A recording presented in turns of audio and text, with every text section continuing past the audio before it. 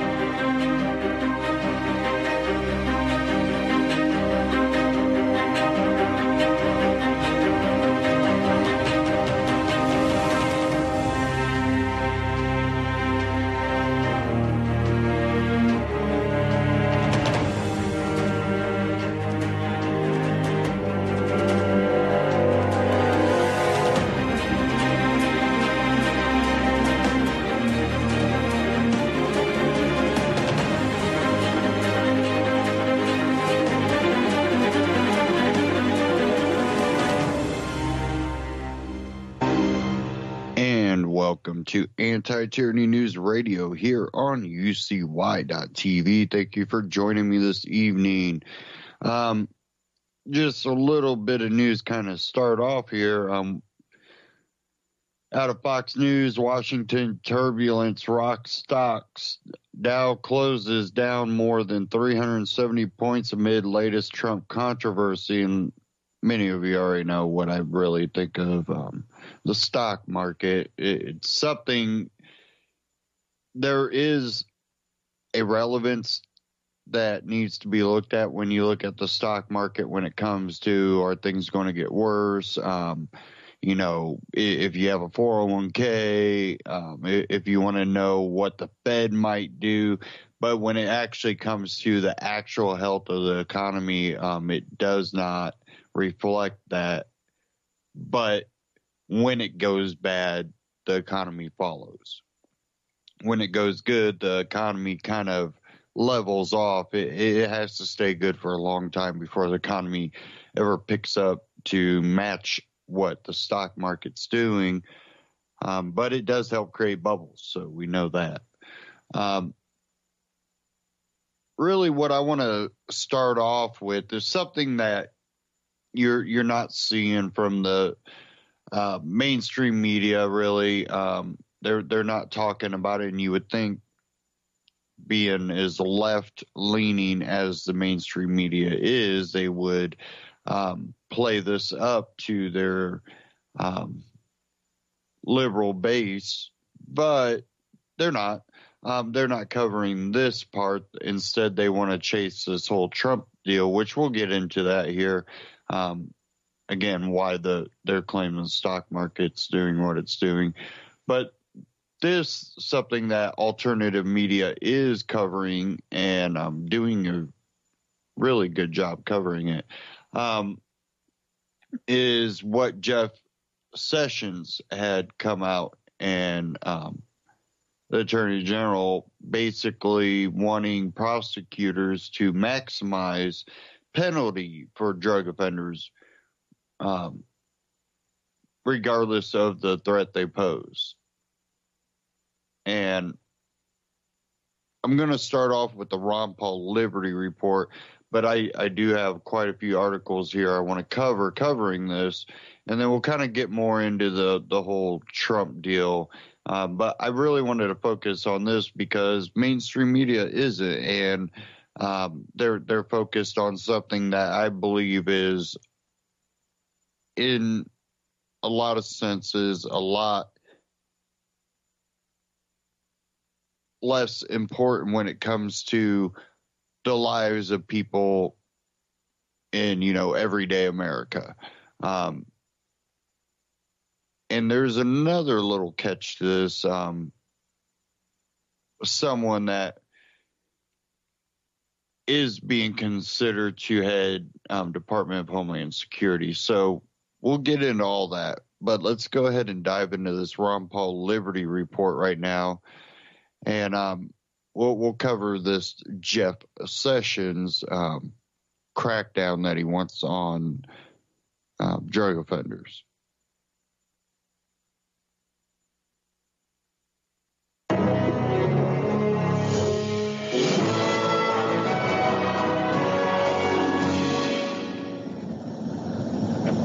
Hello, everybody, and thank you for tuning in to the Liberty Report.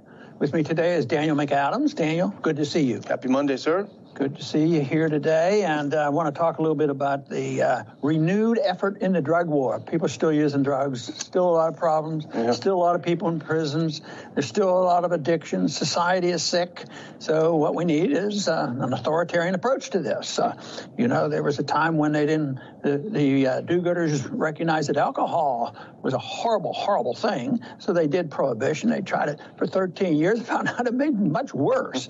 Well, we've been at this drug war for now, really since the Nixon era, probably 45 to 50 years, and nobody has any evidence that has any benefit except the drug dealers and the law enforcement people, the people who run private prisons, and who knows, maybe some sinister forces can profit from this in a secret manner, like the CIA and others. Who knows what goes on, but it's a big business. But Trump, we criticize him because he flip-flops. I wish he had flip-flopped on this one. Because he hinted. He says, we need to be tougher in the drug law. And then Sessions has never, Attorney General Sessions, never hid his feelings about what happened. But he comes across as a humanitarian. He wants to, do the right thing and take care of the people.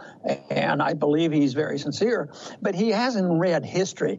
So I'd like to discuss that a little bit and hopefully persuade a few people to reassess, because it looks like there's going to be some people on our side of this argument, and maybe there's going to be some, kickback on this and say, why are we going backwards? And the big issue I think that they're talking about is tougher enforcement, more mandatory sentences.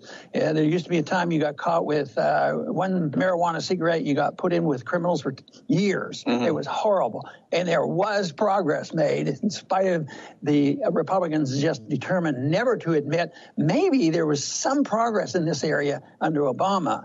And there was less of that. And but here we are today, stepping back, from an approach of allowing states to make decisions, nullification. I saw it as a positive thing. Unfortunately, I'm a little discouraged right now. Hopefully, we can persuade others to join us in this effort. And, there wasn't a lot to cheer about in the Obama administration. We picked out quite a few things that he did pretty well. This was one of them. He directed Attorney General Eric Holder to consider the mandatory minimum problem when looking at how to sentence people for drug offenses. If adding a certain amount would trigger a mandatory minimum of say 20 years or something, then you might not mention that in the indictment or what have you. So this is what on Friday. Attorney General Jeff Sessions sent a memo out to federal prosecutors saying that they should discard this and go back to pursuing the most severe penalties allowed, even if it triggers big mandatory minimums. Right. In many ways, there's some similarities to what they tried in the 20s and early 30s, try to mold social policy and trying to get people who are doing things voluntarily and prohibit that type of activity. It didn't take as long as this one has taken, but I want to read just a little quote from the justification for having prohibition of alcohol, all the wonderful things that it would do. And there was a big effort. It had gone on for decades. Alcohol wasn't social behavior. It was alcohol was the monster. And it goes like this. This was called the Noble Experiment. It was an experiment that failed. Was undertaken to reduce crime and corruption. That's good. Solve social problems. That's good. Reduce the tax burden. That's good. Created by prisons and poorhouses, and improve health and hygiene in America. The the opposite happened. It was horrible, and it made no benefits. But now Sessions comes out, and he has two reasons to talk about this, and this is more justice and morality. That he's going to do this. He's going to come down hard on for the sake of justice, even if somebody has done no harm, even if they're in their own house doing something that may be harmful to them. But just think of the social justice warriors if they use this principle. I mean, they think, just speaking out and using the wrong words is a crime. Yeah. So what happens when you get somebody in like that if they haven't committed an injury to somebody? But why is it that they never seem to learn from history? It was a total failure. There were more crimes, more prisoners, more cost. Price went up. Ultimately, there was no reduction in drinking alcohol. The alcohol became more dangerous, and it absolutely backfired. But two things that I'd give them credit for back in that time. The first thing is they were so much locked in the past. They actually thought, well, this is big time. We need to change the Constitution to do this, and of course they don't do that now. They just go ahead and do it, and they don't have to worry about that. So I just can see no benefit from taking something like a person who becomes addicted. Today, addiction, the major part of addiction today is the fault of the medical profession. And there's more problems with prescription drugs than there are from street drugs. So, and then of course the danger of drugs being manufactured in a different way makes it more dangerous and more costly and more dangerous. And of course, the private prisons right now are on the side of all these laws. Well, we need more prisoners. Just because we have the most in the world, that doesn't mean we can't have more. So there's two things. One are the humanitarians who are going to save the world with false notions, and the other are is the people who benefit, materialistically from this. And there's quite a few groups in that group. Yeah, and to get a sense of the magnitude of the problem of even the current drug situation, and it actually has decreased incarceration rate over the past couple of years since the Holder changes. But there's a site called Drug Sense, and they run this thing called the drug war clock, and it just constantly ticks and shows how much is spent, et cetera. And I took a look at it before the show, and people arrested for drug offenses thus far in 2017, 625,000 people. People arrested for cannabis this year so far, 322,000 people. Money spent so far in 2017 on the drug war, $15.3 billion. And I think that's just on the surface. I think, of course, as you've suggested, there are many other places where money is being spent on the drug war, too. Well, I mean, you can carry this to an ugly conclusion. What if any habit that people have that might be detrimental to their health, if it becomes the responsibility of the government? Can you imagine eating, drinking, exercising, what you read and what you do and what groups you associate with, which the social justice warriors are interested in doing? So it is so absurd to think that they take care of this. Increases the violence. But what people can't seem to understand, especially more so on the conservative side of the political spectrum, is that people shouldn't be doing that. They shouldn't be smoking marijuana. Yeah, that's true. They shouldn't be doing that. And people shouldn't drink excessively. But they do not look at it that way. They look at it, they have this moral responsibility to make people better people within themselves. They don't draw a line. We now don't have national prohibition of drinking alcohol, but the laws are still very strict. And rightfully so. If you go out and drive a car and kill somebody or injure somebody, that is a serious, serious crime. You don't get excused. Oh, well, he's sick and he's addicted and doing this sort of thing. So that they don't draw a line like that on smoking a marijuana cigarette, and true, the evidence keep amounting on the possibility, and we should be open to this, that marijuana could possibly help in health matters. But that's not for a single authoritarian official in Washington, D.C. to make this decision that, no, that's disproven. Science has settled it, So therefore, you're not going to be doing that. And it's the same thing can be said with alcohol. Alcohol's very, very dangerous. But I imagine there's been a lot of people who had a glass of wine in the evening for a long time, and it caused no harm to anybody. It's interesting. Steve Chapman, he's a commentator, and he had an interesting piece I was looking at earlier. He brought up the issue of the opioid problem, which, it's an epidemic. It's a terrible problem. I think some 30,000 people die every year for it. And he had an interesting point. He said that a lot of the problem that creates the opioid problem is the drug war, because a lot of these people could find themselves their pain treated using medical marijuana, but because it's still prohibited in, I guess now the minority of states, but still prohibited in a lot of states, these people are forced to go to the prescription opioids and even underground opioids, and they get addicted. He pointed out 30,000 die each year from opioids. Nobody dies from marijuana. So it's the drug war contributes to the problem that they blame on the drug. But also how this atmosphere has contributed to the abuse by the police, the militarization of the police, the SWAT teams, the no-knock breakdowns, going into the wrong houses. It goes on and on. That's been happening for a long time.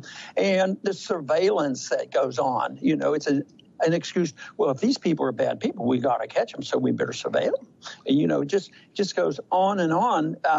And one thing that I have a personal resentment to, and that is when governments, agents break laws in order to get other people to do bad things, and we've mentioned this before, and that's the entrapment. Yeah. This whole idea of entrapment, taking vulnerable people, and maybe somebody is sick and using a drug or something, then using them to set them up. And also, I think they use the same thing, in the war on terrorism. The war on terrorism is blown way out of proportion. I think 2 years ago there were 9 people actually killed in this country by terrorists, and thousands killed in inner city violence, probably related to our drug war. So it goes on, but there's a lot of secondary things that happen with this atmosphere of the drug war. And like we try to say on monetary policy and foreign policy, if we can't appeal on the moral grounds, then maybe the financial grounds. And here's a couple of more statistics that I dug up. There are currently 330,000 drug offenders in prison right now. The cost is $31,286 per inmate per year, which equals a total of $10.3 billion a year we waste keeping these people in prison. If you add in the drug-related spending on the police, the court system, et cetera, it's actually up to $40 billion a year to keep these people in jail. I think the ones that did not commit a violent crime just ought to be released. That would solve a lot of our problems. But, there's another ramification from this is the fact that drug costs are high and governments are very much involved. Sometimes people in government that are doing things that they don't want us to know about. And it's been associated with the possibility of the CIA actually getting involved in drugs, Iran-Contra and things like this.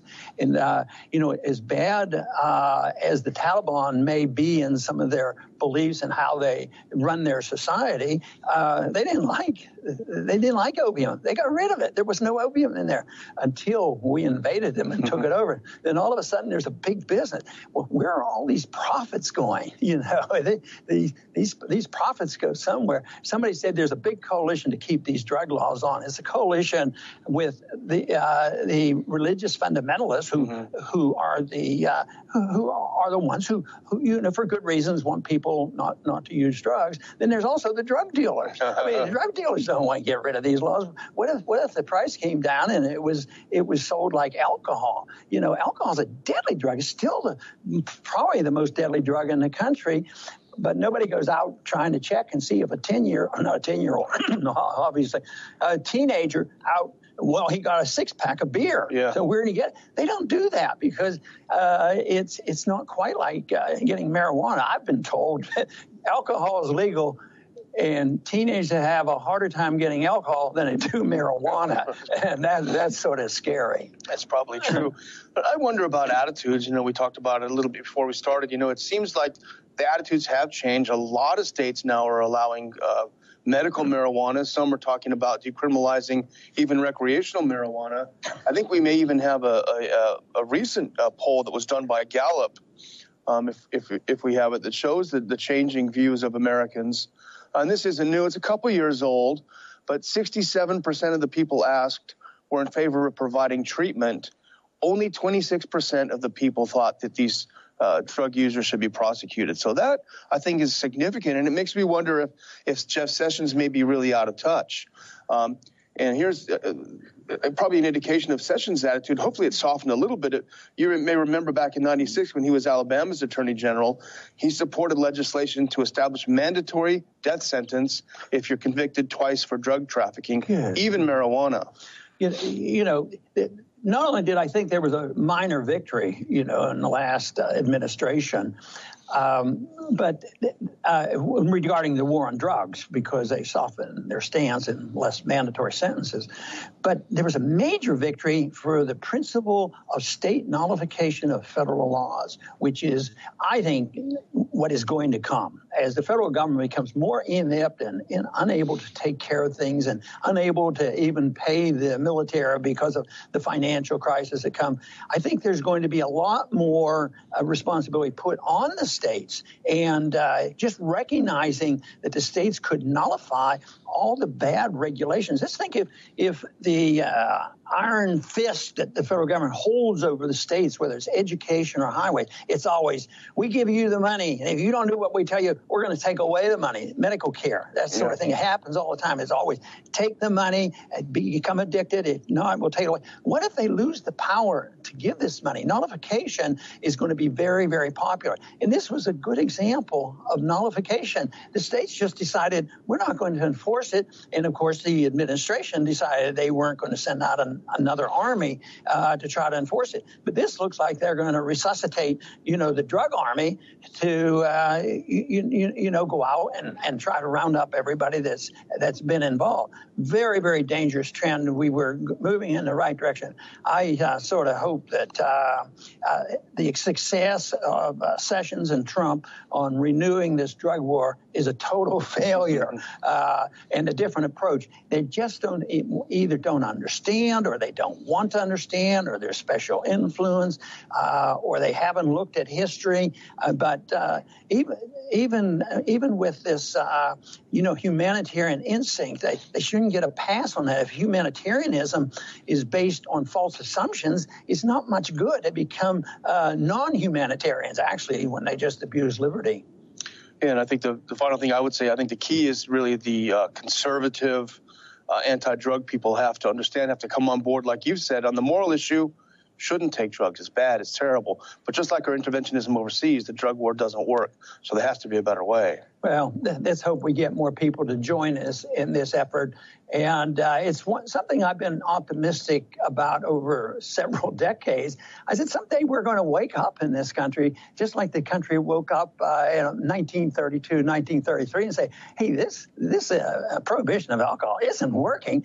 And they went back and changed the Constitution again. I wish what we could do now is have attention drawn to the Constitution. Just read it and find out that they don't have the authority to march around the country and tell people what they can smoke and drink and what they can do. Even if somebody wanted to do it, it's not a federal function to do this. So it is a shame. It's a mess. It is also a reflection of the culture that we live in. And society here invites this type of behavior. I think these drugs are just horrible for people. And the longer I was in medicine, and then the longer I study politics and all, the more I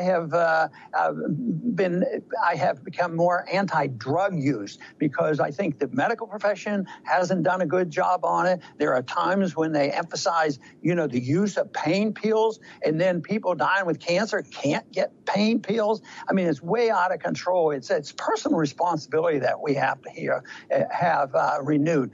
We have personal responsibility, and it's usually not meddled with, and that is when we talk about our spiritual life. And up until these recent years with the the cultural Marxists. We were allowed to read and say and use words and talk as much as we wanted. But it's been pretty traditional that governments, including the federal government, has been involved in being the protector of what we put in our bodies. And I think that's wrong. I think in a free society, you make up your own mind. And you need to learn your lesson yourself or your family or friends or somebody else, but not to say, well, the government will take care of me. I ran across things in medicine that really annoyed me, and that is the comfort level that doctors will put in with the FDA. Oh, the FDA approved this. Oh, wonderful. You go out and use the drug and people die from it. Then you're in a lawsuit. Why did you give them this horrible drug? And then this doesn't work. Personal choices should be what is used, and there will be mistakes. But nothing like it is when the government makes these mistakes, either through policies of the FDA or through the policy of law enforcement and wanting to take care of the people and making them better people and teaching their habit. Drinking is bad. Smoking is bad. And we're going to enforce those laws. We need the American people to wake up and say, we've had enough of this federal government authoritarianism telling us what to do in every minute of our lives, whether it's personal liberty, whether it's economic liberty, and also expanding that to assuming we have the right and the authority to go around the world and tell other people what to do. So I think we have a long way to go, but the basic principle of liberty, of minding our own business and acting responsibly and never create violence or cause harm, would go a long way to solving our problem. And that's what the libertarian message is all about. And it's becoming more appropriate every day because the system we have today is totally failing. Just look at the failure of the drug war. It's failing. That's an authoritarian approach. That is why we need to look at the cause and the personal responsibility that comes with the understanding what personal liberty is all about. I want to thank everybody for tuning in today to the Liberty Report. Please come back soon.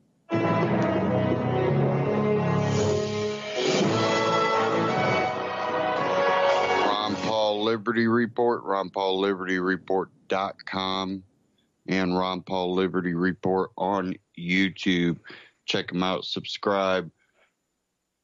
I have 2 articles up right now that are from Reason.com. This first one, Jeff Sessions is glutton for punishment.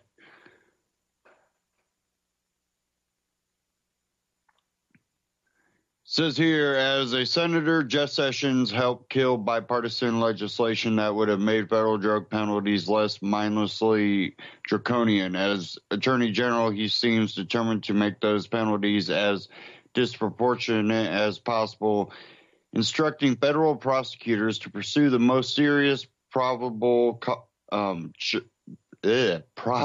charges without regard to culpability or dangerousness. That policy, announced in a memo last week, reverses a Justice Department initiative that sought to spare low-level nonviolent drug offenders the 5 to 10 and 20-year minimum sentences that are supposedly aimed at ringleaders and kingpins. The shift signals a return to unfair, ineffective drug policies that have been rightly repudiated by politicians across the political spectrum. The current mandatory minimums sentences for drug offenses, which Congress enacted during the Just Say No era that Sessions remembers fondly, are tied to drug weight, which is often a poor indicator of a defendant's role in a criminal organization or the danger he poses. Crafted purportedly for sharks, mandatory minimums catch lots of minnows, notes Families Against Mandatory Minimums, which points out that 93% of individuals who receive mandatory minimum sentences play no leadership role in their offense. In 2013, Attorney General Eric Holder tried to ameliorate this injustice by urging federal prosecutors to omit drug weight from charges against nonviolent offenders who did not have leadership roles, significant criminal histories, or significant ties to large-scale drug trafficking organizations. Largely thanks to that policy, the share of federal drug offenders facing mandatory minimums fell from 62% in fiscal year 2013 to less than 45% in fiscal year 2016. The upshot of that trend was substantially shorter prison sentences for thousands of minor drug offenders. During this same period, the bloated, overcapacity federal prison population, which grew steadily from 1980 through 2013, began to shrink. Although that change had more to do with shorter crack cocaine sentences than Congress approved in 2010. How does Sessions, who supported the 2010 reforms, justify his belief that Holder went too easy on drug offenders? Drugs and crime go hand in hand, he told a police group in New York City last Friday. Drug trafficking is an inherent violent business. Hold on. No, illegal drugs. So when you make something illegal, it inherently puts it into a black market, which inherently becomes violent. So who's making it illegal? Oh, the government. So no, I'm not going to ask the government to solve the problem they create. There is nothing inherently violent about the sale of psychoactive substances, as a trip to your local liquor store will confirm. Drug trafficking is violent only because the government makes it so by creating a black market, pretty much what I just said, in which there are no legal ways to resolve disputes. In any case, the observation that drug offenders are sometimes violent does not justify the assumption that any given defendant is. Holder's policy made sensible distinctions that Sessions pretends do not exist.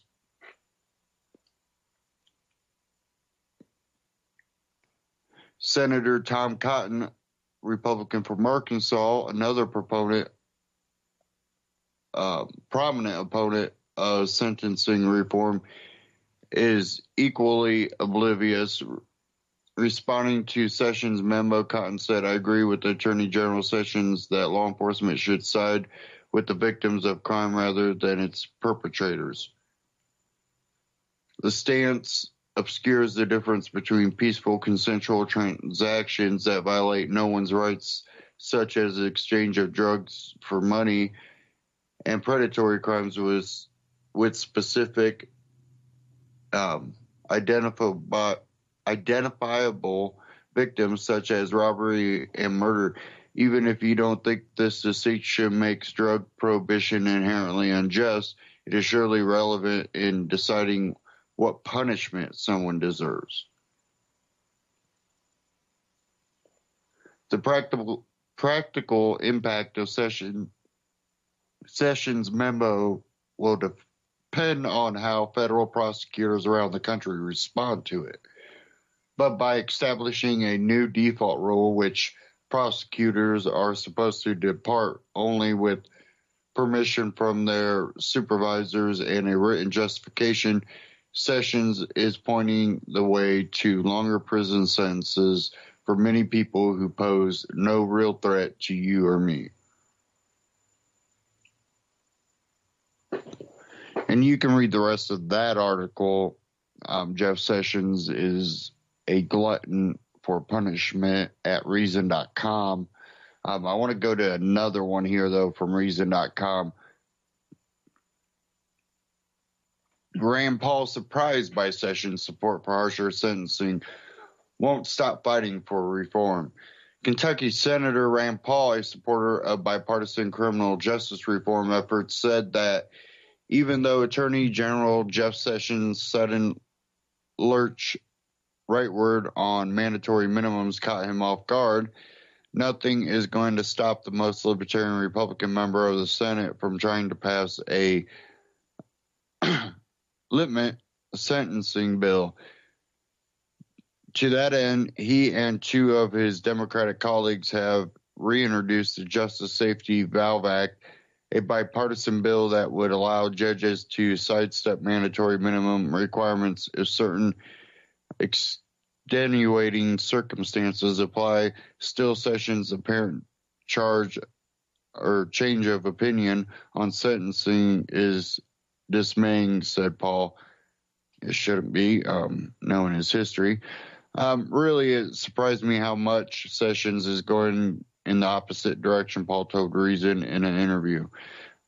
Late last week, Sessions announced new instructions for prosecutors. He wants them to pursue harshest possible sentence for a given crime. He said that federal attempts to change sentencing recommendations amount to micromanagement from Washington. As Reason, well, no, that would be by telling them to have mandatory. That's micromanaging. Allowing them to make the judgment for themselves is not micromanaging. So what Sessions is saying is actually flip-flop. He says by saying, you don't have to go by the, mandatory minimums and maximums. You can go by what you believe. That would be going, we're not going to micromanage it anymore. You do what you believe is right. But when he comes in, says here, last week, Sessions announced new instructions for prosecutors. He wants them to pursue the harshest possible sentence for a given crime. He said that federal attempts to change sentencing recommendations amount to micromanagement from Washington. No, the recommendations are your micromanagement. But it says here, as Reason's Matt Welch reported earlier, this came as a profound disappointment to Paul, who believes mandatory minimum sentences prevent judges and juries from exercising leniency in cases that merit it. On Friday, Paul released a statement criticizing Sessions' new approach, which will insinuate that injustice. According to Paul, Paul voted to confirm Sessions as Attorney General in part because he thought he had extracted certain guarantees from the former Alabama senator that Sessions did not believe the president had the legal authority to authorize drone strikes against American non-combatants on U.S. Soil, and also that Sessions would not attempt to bring back harsh sentencing.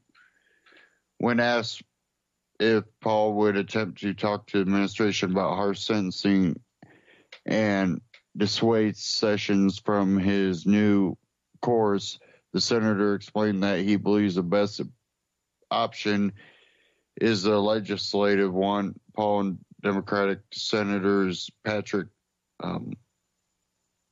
Leahy and Jeff Merkley have reintroduced the Justice Safety Valve Act, which would give federal judges more flexibility when it comes to sentencing. I don't think the Attorney General is that sympathetic, said Paul. I think the greater likelihood is getting enough momentum, or if something made it out of the Senate in a bipartisan way. Paul maintained that he has participated in conversations that give him confidence the president could support a reform bill like the Justice Safety Valve Act if it passed Congress. We could get the president to sign it, he said.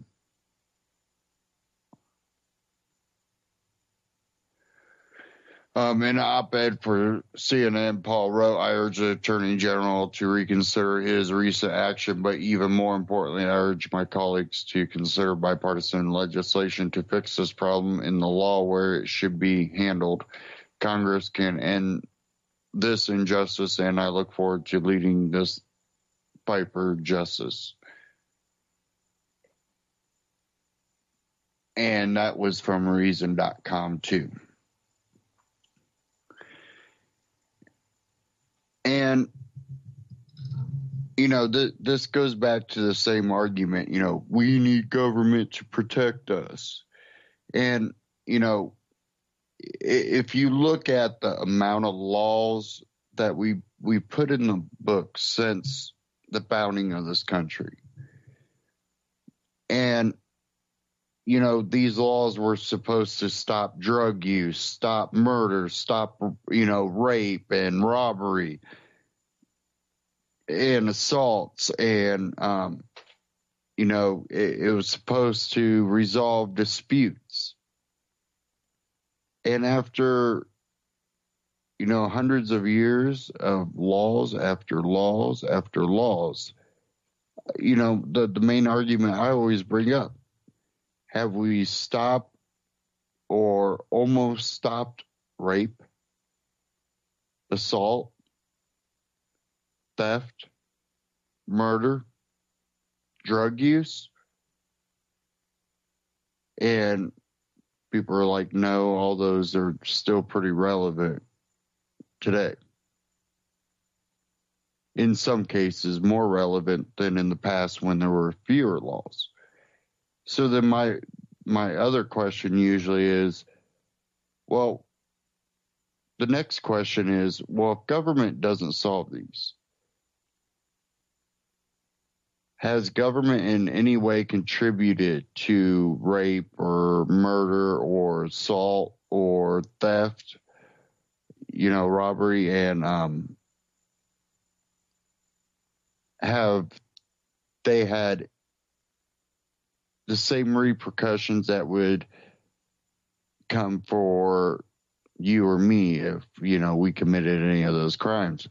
Okay, they have contributed to that. And no, they don't receive the same, consequences the majority of the time.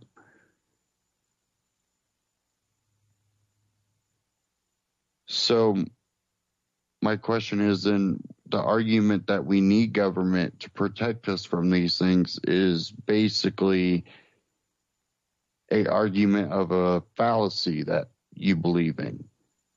You have to have a cognitive dissonance and live in a alternative reality. It is the Matrix in reality, because they don't see the world as it truly is. They see it in this alternate reality that they've created for themselves. Government makes them feel safe, even though it doesn't actually make them safe.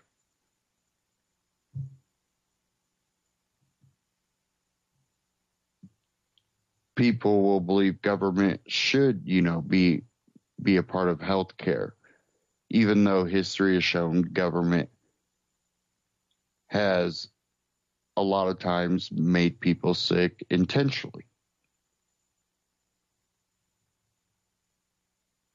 For the greater good,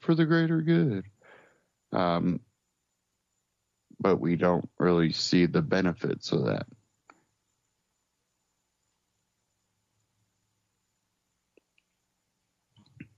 So these are,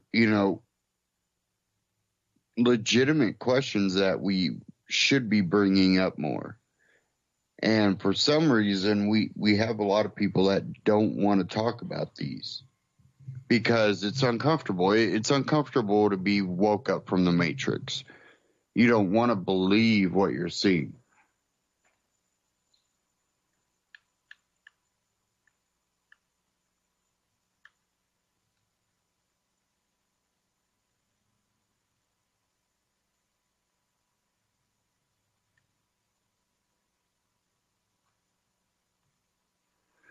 Okay, now I want to move on to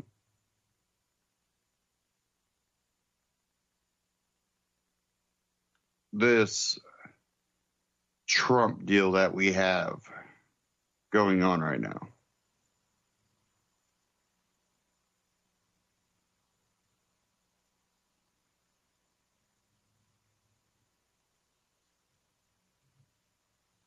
Give me a second here. I'm trying to...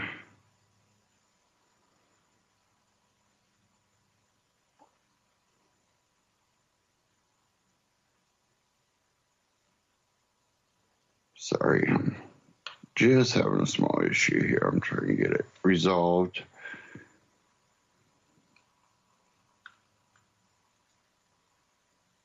My internet signal dropped off. Hopefully I don't lose my connection with the network. Okay, now it's going again. Every once in a while.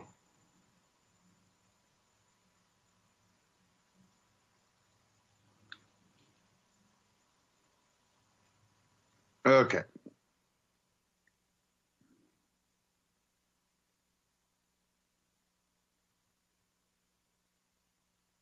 I'm going to play this clip here.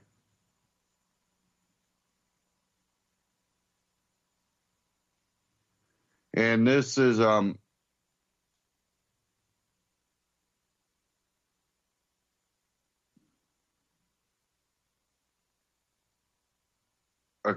there we go. Sorry. This is Mike Cernovic with Stefan Molyneux discussing the firing of James Comey. And we'll get into the latest news and what I think's going on here and where this might head. But let's go ahead and dive into this first, and then we'll get into the rest of that. Here with Mike Cernovich, a lawyer, filmmaker, and the best-selling author of Guerrilla Mindset, How to Control Your Thoughts and Emotions to Live Life on Your Terms, and MAGA Mindset, How to Make You and America Great Again. Also the producer of the film documentary Silenced, Our War on Free Speech. Follow, as just about everyone on the planet does, at least the bipeds. Follow him on Twitter at twitter.com/Cernovich. You can check out his blog at dangerandplay.com, periscope.tv/Cernovich, and we'll put his other vital statistics down below. So, Mike, one of the first people we wanted to talk to when we heard that Comey is down, Comey is gone. And as Ann Coulter pointed out, it's very brave of Trump to fire Comey without checking with a judge in Hawaii. So you've talked a lot about Comey, and I think there's kind of a war within the FBI between the sort of globalists that came in under Obama and the more traditionalists who want to continue to do, quaint little things like follow the law. What's your take on what's happened, why now, and what's coming? Comey definitely should have prosecuted Hillary Clinton, Uma, that IT guy, remember Stone Tier? Hillary's IT guy literally went on to Reddit. Literally, of course, is an overused term, but it was so mind-blowing that when that story broke, I didn't think it was the real story. I go, there's no way in the world Hillary Clinton's IT guy actually went on Reddit and asked for advice on how to ignore a subpoena. Sure enough, that happened. And yet Comey testified before Congress, hey, there was no intent. We could have never proven intent on Hillary Clinton. Well, you can prove intent on her people. And why is it that that naval submariner was thrown into prison? Because he took a picture of something that wasn't even particularly sensitive and people could have found anyway. And he hadn't even shared it with anybody. It was just like a keepsake. So there are people in prison for mishandling classified information. A lot of people in the FBI thought that Hillary Clinton should have been prosecuted. They wanted more aggression on Clinton, on Anthony Weiner, and especially on Stone Tier. That is the person and the detail that is getting lost in all of this. I can understand, and the FBI could too, why going after Hillary Clinton would be a challenge. She's going to have the best lawyers in the world. You're going to burn a lot of political capital. There's going to be a media witch. So I might not agree with that, but I can get that. But when a guy goes on Reddit and you have the smoking gun that he is obstructing justice, which is a felony, he is ignoring a subpoena, he is violating the terms of a subpoena, there's no defense for that. He is such a felon. It's utterly indefensible. And yet Comey told the FBI to give him a pass. That isn't something that sat well with agents in the Bureau. Right. And wasn't there something where he gave aides the immunity deals? They could destroy their laptops. And the question is, of course, in return for what? What on earth would he be giving all of these immunities around for if there was no prosecution going forward? I thought the whole point was immunity was to help further and foster an actual prosecution. And if there's no criminal intent, then why do you need to give people immunity? Right. None of it makes sense. As you know, I'm a lawyer. I've done federal criminal defense work. You give immunity to people so that you can work your way up the food chain. You're a smaller guy. Let's work your way up to the food chain and get to the top boss, the final boss. That's usually how it works. But instead they go, oh, you can all have immunity. Great. We're not going to go after anybody. You don't have to give us anything of value. And you can destroy evidence. The whole point of immunity is to get evidence. The idea of immunity is I would come to you and say, all right, Stefan, you messed up this time, but if you give me your laptop, your phone, and tell me what happened, then we won't prosecute you. And you say, sure, gladly. Okay. Well, you're not happy about it, but hey, that's life. Well, here they go, we're going to give you immunity. Now go destroy evidence. That violates all protocol and violates common sense, of course, too.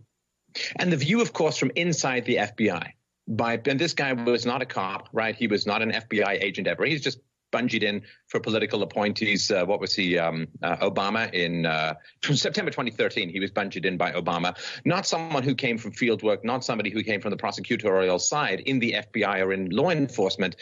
And so the view from inside the FBI as to what this guy was doing, like I remember when he came on the big press conference, which, by the way, sorry, just interrupt myself for a second here. He put this press conference out. He had already arranged the press conference for 2 days after the weekend interview with Hillary Clinton. Now, how on earth are they supposed to digest and process hours and hours of testimony from a longstanding 18-month investigation where I think close to 100 FBI agents were involved? How are you supposed to digest and process all of this final interview stuff in 2 days, one of which is a weekend day? That made no sense at all. And he comes out and he says, well, you know, the law clearly basically says there's no such thing as the need for intent, but because we couldn't prove intent, we're not going to go forward with this investigation or potential prosecution. And I've got to imagine, you know, like the toe-curling, eye-rolling, oh, Lord, what is going on that must have been occurring for the actual rank-and-file FBI members must have been just extraordinary.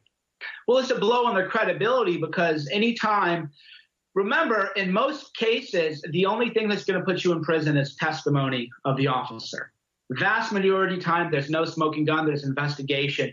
Every agent who's trying to prosecute somebody now is going to be viewed more skeptically by a large swath of the country who watched Hillary Clinton get a free ride. And, of course, the Comey conference on Hillary Clinton was interesting because he said, well, there was no intent. You don't have to have intent to break the law. You have to have intent to commit the act. Whether or not you knew that act was a crime has nothing to do with anything. And that's the mistake is if I intend to go punch a guy in the face, even if I didn't know that that would be battery and that would be a crime, it doesn't matter if you have intent to break the law.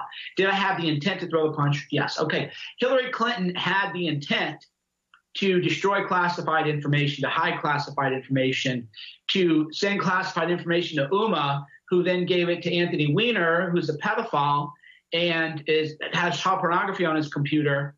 And then, of course, Uma claimed that she and Weiner were getting divorced. And as I reported way back when, that was actually a hoax. They were never divorced. They never even separated. They were seen together in San Diego. There's a web of lies around these people. And everybody knows that everything that they do is dishonest. And there was no justification for Comey to give a pass to Hillary, and certainly not to people like her IT guy who obstructed justice. So here's the funny thing that's going on right now when you see this sort of twisty, turny, Mobius strip, non-integrity, spinelessness of the Democrats. Because, of course, they loved Comey for a while. They liked him, and then they didn't like him when he started investigating Hillary. Then they liked him when he wasn't going to prosecute, and then they disliked him when he sent that letter to Congress saying they're reopening the prosecution. And it was at that point, of course, when the seeds were sown of that story, that it was that letter that cost Hillary Clinton the presidency, which is not the case. Her numbers were tanking even before that. But it didn't allow her perhaps to recover from her downward swing, but it was not, I think, directly what cost her the presidency. So he was disliked then. And a lot of the people who are now saying, oh, he should stay, he's got to continue his investigations. A lot of the people back then, I'm thinking of Bernie Sanders in particular and Chuck Schumer and all these people who now say, oh, you know, we got to keep this guy on. They had no confidence in the guy. They actually specifically said, with no confidence in the guy, he should be gone, done and dusted. So they really disliked him until Trump got in. And then they needed him, I think, to continue this whole Russia collusion narrative, which is a way that they got to continue to harass the Trump administration and to create an excuse as to why their failed campaign and failed candidate bit the dust so bad. Exactly. And now he's a martyr again. It's amazing. It's amazing. You can watch the dishonesty of the media in real time. First, he's a terrible guy. Chuck Schumer, for example, claimed that he could not be allowed to stay in the FBI. So Trump is actually at the White House. They're handing out that quote from Schumer where he said that Comey shouldn't remain the director. And now suddenly, this is a constitutional crisis. Wait a minute. We went from Comey should be removed. He's not qualified. Well, he is removed. Well, now that Trump removed him, it's a constitutional crisis. It shows you how utterly duplicitous these people are. Right. Now, James Clapper confirmed just on Monday there was no evidence of collusion between Russia and Trump. And I wonder, Mike, if that freed the administration to make some of this decision. Because, of course, if there was all of this stuff swirling around, as there had been, it feels like I'm stuck in this broken record time warp of Groundhog Day. It's like Russia, collusion, Flynn, Russia, collusion, Flynn. And when Clapper confirmed that there was no evidence of collusion, and Trump mentions this, and we'll get into the letter in a second, I wonder if that freed them to make more of a move on Comey now. It did.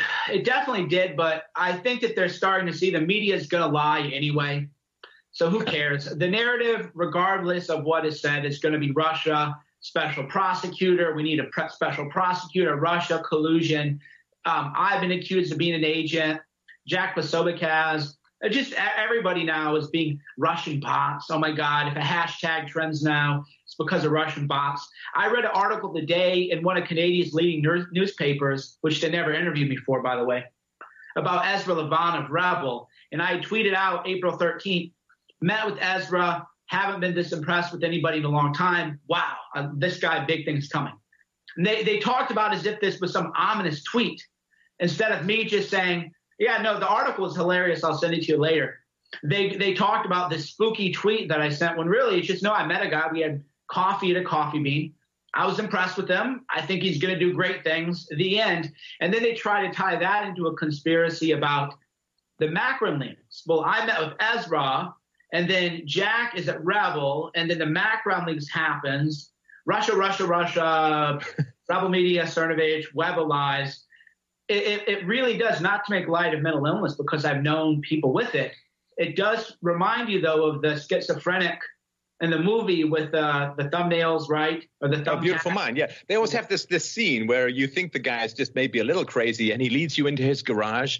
Or like the girl who goes on a date with the guy and he seems to know a lot about her and he seems very attentive, right? Then you go back to his garage and there's like pictures of her when she was a baby and all of these lines and big heavy markers and thumbtacks and threads, and it just goes on and on and on. And that to me, I think is where the media's brain is these days. And I got to think, Mike, I mean, tell me what you think. Let me just go into an alternate universe that is really creepy for me. But if I was a Democrat, and if Comey has been protecting the Dems as much as I think he has, and as much as a lot of other people think he has, with this guy out of the way, I don't know. We're going to get Napolitano. We're going to get Clark. It could be a variety of other people coming in. Those guys are going to take the law and apply the law. If I was a Democrat, I'd be freaking out just a lot right now. Yeah, Susan Rice is freaking out. All of Hillary's people are freaking out. Uma is. Wiener's freaking out again because now it's on, right? Because remember, Susan Rice, she spied on essentially all of America illegally, criminally, and she goes, I didn't do it. And then the media gave her a pass. And then she got caught doing it. And then the media goes, oh, well, that was fine. That was normal and routine. Then she said she was going to testify in the Senate hearing. And then her lawyer last week sent a letter saying, no, I'm actually not going to testify before the Senate. She's shaken up right now. Right. So let's have a look at the letter itself. Now, one of the things, there's two things where I view the partisanship of this issue and just doing some research before we chatted, Mike. The first is, what picture of Comey do they use? Because, he's like from Central Casting cop guy, like flat-footed, he's got that square jaw and, all that stuff. So if they use one of the noble pictures of Comey, it's kind of bogus. But the second thing is, do they quote the first paragraph of what the letter Trump sent to Comey, right? So the letter goes, Dear Director Comey, I've received the attached letters from the Attorney General and Deputy Attorney General of the United States recommending your dismissal as the Director of the Federal Bureau of Investigation. I have accepted their recommendation and you are hereby terminated and removed from office effective immediately. So that's the first thing, because they say Trump fired him. It's like, well, no, he's Attorney General and Deputy Attorney General recommending your dismissal. That seems like kind of a vote of non-confidence right there. And a lot of places, a lot of mainstream media outlets, fake news, they're not quoting that paragraph. What they start with is, While I greatly appreciate you informing me on 3 separate occasions that I am not under investigation, I nevertheless concur with the judgment of the Department of Justice that you are not able to effectively lead the Bureau. It is essential that we find new leadership for the FBI that restores public trust and confidence in its vital law enforcement mission. That is a damning statement, saying that he's undermined, if not downright destroyed, the credibility. There's stuff in the letters saying, I don't know if the FBI ever is going to regain its credibility in these matters and in this issue. I mean, in the attached letters, I don't know if you've gone through them all, but man, I did not realize just how much frustration there was in law enforcement with Comey, and how many people, particularly his handling of the Clinton matter, said it's exactly what rookie FBI agents are taught not to do.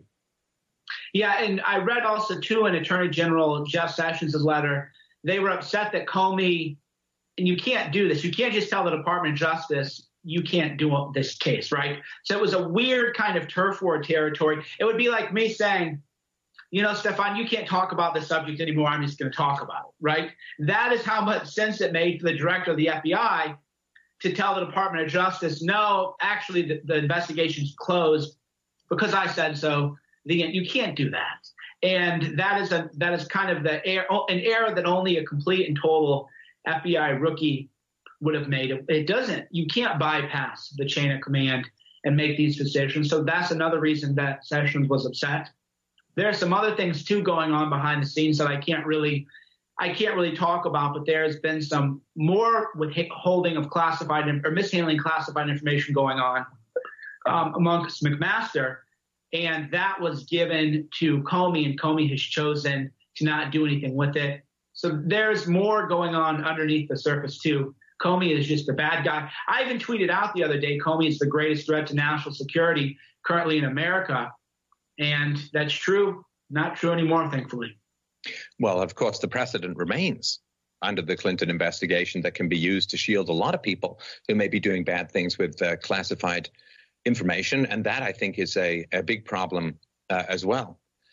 Now, there's also the idea that, you know, you can now look at Lois Lerner again. You can look at Weiner, as you talked about, Uma Abedin, Lynch, Rice, Holder. I don't know. How far up could this go? Could you go to Clinton? Do you even go to Obama? What's going to happen with the Clinton Foundation investigations? Where are they sitting? I mean, I think there are a lot of people in the FBI who really, really want to find a way to apply the law, who are pretty outraged at what a lot of people have been getting away with. And if this impediment is removed, it's going to be really fascinating to see what is going to go on from here. Yeah, again, the irony would be so I guess I can tell you guys this. So that was why I was looking down at my computer. So Comey has been withholding documents on H.R. McMaster's illegal contact and sharing classified information with Petraeus. So a lot of stuff that I've been working on story-wise about the war, this all connects now. So now I have to connect the dots in a more tighter way than the fake news media does. So they're going to say, oh, no, here's Cernovich with the bulletin board with the thumbtacks and everything. But so as I've been reporting, McMaster wants a war somewhere. Syria, he wanted to send people to Venezuela, and now it's looking like it's going to be Afghanistan. Well, that's largely because of the orchestration of General Petraeus. Petraeus, as you'll remember, was the former CIA director who, surprise, surprise, was prosecutor for mishandling classified information with his mistress. So Petraeus had problems with self-control and everything, and his mistress obtained classified information. Petraeus doesn't have a security clearance. McMaster has been arranging nightly calls through the White House Communications Department with Petraeus. Well, you can't do that because Petraeus isn't cleared. So Petraeus is being let in on all these plans before anybody else is. Well, that is actually a breach of national security because Petraeus isn't cleared for this kind of information. Comey has known that and has refused to act upon that. So that's another reason that I alluded to a minute ago.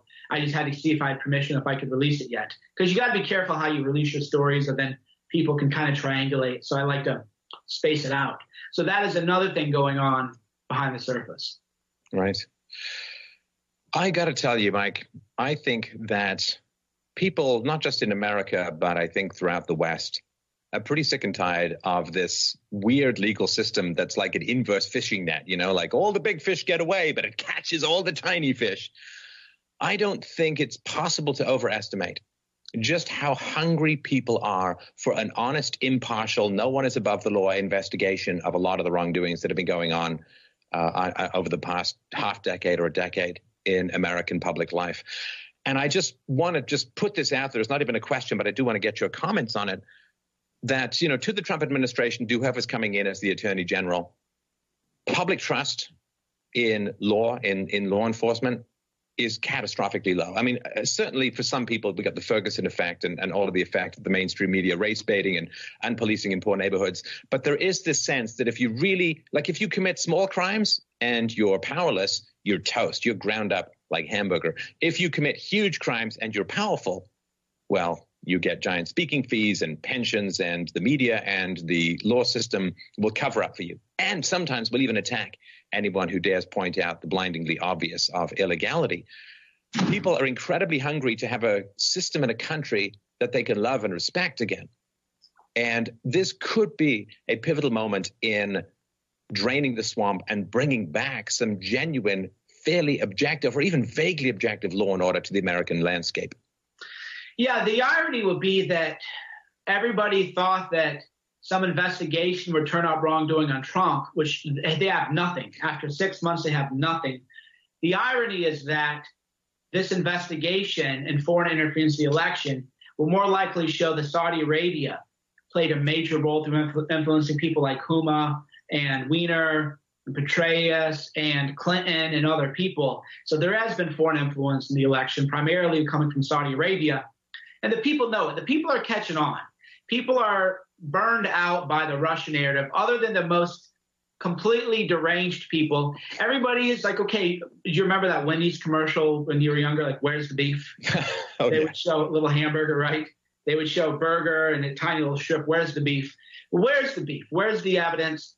If this collusion with Russia is so massive and widespread, then surely there's a smoking gun. There isn't. So people are losing respect for the intelligence community, right? People are losing respect for the FBI because now they view the intelligence community as nothing but Democrat puppets. I bet you people don't even trust them to stop terrorism now, right? Can't even trust them to stop terrorism because all they want to do is play politics. And with the right appointment, you could definitely restore trust in the FBI.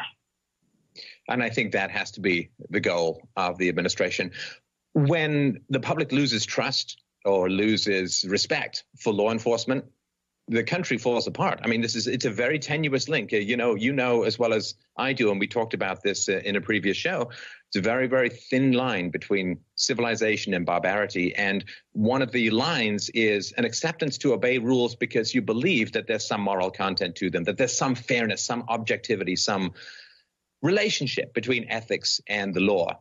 But if the law is viewed as something which shields and enriches the rich and destroys and eviscerates the poor, then the poor will no longer obey the law if there's a decent chance they can get away with it, because it's no longer something moral.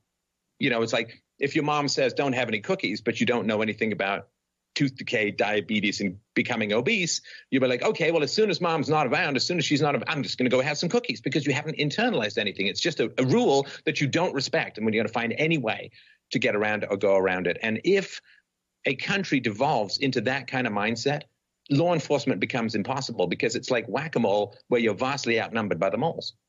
Well, you have to have moral authority. That's the whole point. If you don't have moral authority, then you lose the power to control behavior without having to bring down the hammer. So a great example of that is it used to be that the media had moral authority, and if they wrote bad things about you, they could make you conform to their behavior. They abused that power. They lost moral authority, so now nobody actually cares. Oh, you wrote a hit piece on me. Who cares? Most of what we do in a social society is based on norms, mores, social constructs, beliefs that we all kind of collectively agree to. Sapiens, of course, covers that in detail very well. I don't know if you've ever had the author of Sapiens on, but if not, that'd be a fascinating conversation. And legitimacy and law and order is essentially a social construct, especially because outside of, say, rape, murder, there are a few categories of crime that we all agree are wrong. I think you call them malum and say, we know they're wrong for their own sake. And then there's malum prohibitum laws, which are laws that are they're bad because we've collectively agreed that we're bad. So we all agree, for example, that rape, murder, child molestation. You don't have to tell anybody there's a law in the books not to do that. But there are other laws like cooperating with the federal investigator, right? Well, there's not an inherent case which says that I have to cooperate with the federal investigator. If they subpoena me, that I have to talk to them. There's nothing inherent that says I have to snitch, right? So the only time you want to cooperate is if you believe, hey, these are the good guys. They have moral authority. I want to talk to them. I want to help them. I want to facilitate the investigation. Now, if you believe, as I do, I wouldn't talk to the feds about anything, rather whether it was I witnessed a crime or whatever, not without a lawyer, because maybe they'll frame me. And that's my view, is they're so corrupt now that maybe they'll just frame you to close the case anymore. Well, that's very dangerous when more and more people start to think like this, because what happens then is you won't cooperate with law enforcement. And then if you don't cooperate with law enforcement, organized crime and other sort of paramilitary organizations are going to come fill the void. And not to, go too much on a digression, but the reason now that there are these kind of quasi right-wing protection squads is because in Berkeley and in other liberal towns, the police have refused to defend the people. So the police no longer have moral authority. Now the people believe they have to act as their own police. But then what happens is you now get a bunch of factions where other people think, well, my faction has to have its own police force and their faction has to. That's going to lead to balkanization. And this is a big issue a lot of people aren't missing. And that is how you actually get to ethnic cleansing and other issues, because you get to the point now where we can't all agree. The FBI is good. We might disagree with some investigations and we might not believe every agent is moral. But if we say, hey, man, I think the intelligence community actually wants terrorism to happen because they're evil people and I don't trust the FBI, that destroys the legitimacy of the government. Once you lose legitimacy, they are outnumbered. Right. No, and I think this is something that is well worth people mulling over, that the rescuing of moral legitimacy is essential to the continuance of this civilization that we spent, a couple of thousand years and millions of lives trying to build. So let's talk about what might happen next. So I know that in the ideal scenario, somebody gets in who's really committed to the rule of law, who's unafraid of the left, who's unafraid of the media, who's going to sort of circle and protect their political pets. And this whole process of reforming the corruption within the nation is really important. When people see illegal aliens, coming into a country and then, getting welfare and getting health care and getting free education for their kids and so on, people say, okay, well, those laws don't matter. I mean, there are laws on the books, but nobody cares. Nobody cares. Why? Because they're going to end up voting Democrats. So the Democrats, they don't care. When people see Congress passing Obamacare, boom, immediately exempting themselves and their friends from it, they say, oh, okay, so the law is just imposed on little people. And if you're big and great, you can just pass your own exemptions and hand them out to your friends. If America gets someone in the head of the FBI who's going to really start pursuing this stuff, man alive, there is going to be a culture war that is going to be the rhetorical equivalent of the Civil War, I think, in the United States, because the escalation that is going to happen when the light starts getting turned on in these dark places is going to be just extraordinary. I think people better batten down their hatches and get ready for something like that. Yeah, I mean, you said it all. It really is.